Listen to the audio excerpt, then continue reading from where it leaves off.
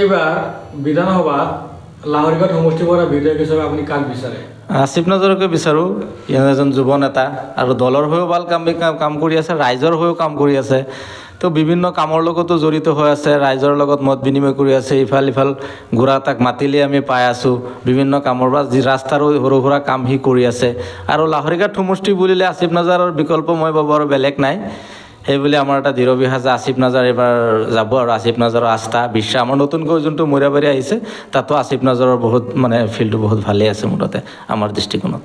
Doctor Asif নজৰৰ কাম কাজৰ বিষয়ে আপুনি 10ৰ ভিতৰত কিমান নম্বৰ? মই 10ৰ ভিতৰতো 10 নম্বৰেই দিম মোৰ দৃষ্টিকোণত। এতিয়া চাই আছোঁ আৰু এজন প্ৰতিনিধি ওলাইছে, তেখেতৰ নাম হ'ল ডক্টৰ ফৰিদুল ইছলাম। তেখেতৰ প্ৰাৰ্থিত্ব বিচাৰি আছে, আপুনি নাই প্ৰাৰ্থিত্বটো বিচাৰিবই পাৰে। তেওঁকতো আগতে আমি দেখা পোৱা নাই। আমিওতো কংগ্ৰেছ দলৰ লগত জড়িত হৈ আছোঁ, কাম কৰি আছোঁ। তেনেকুৱাতো তাক দেখা পোৱা নাই, কোনো মিটিঙতো তেনেকৈ সঁচাকৈ পোৱা নাই। আৰু এতিয়া ইলেকশ্যন অহাৰ লগে লগে নতুনকৈ প্ৰাৰ্থী ওলাইছে, আৰু প্ৰাৰ্থী যিহেতু ওলাব, ইলেকশ্যন আহিলেই প্ৰাৰ্থী ওলাব। কিন্তু আগতে আমি ফিল্ডতো এই মানুহজনক কেতিয়াবা কোনো খেল ধেমালি কিমান অনুষ্ঠান আমি কৰিছোঁ, তাত একোতে আমি পোৱা নাই। গতিকে মই নাভাবোঁ যে সেইটো কেণ্ডিডেট আমাৰ লাহৰীঘাটৰ কাৰণে ফেক্টৰ হ'ব বুলি মই নাভাবোঁ।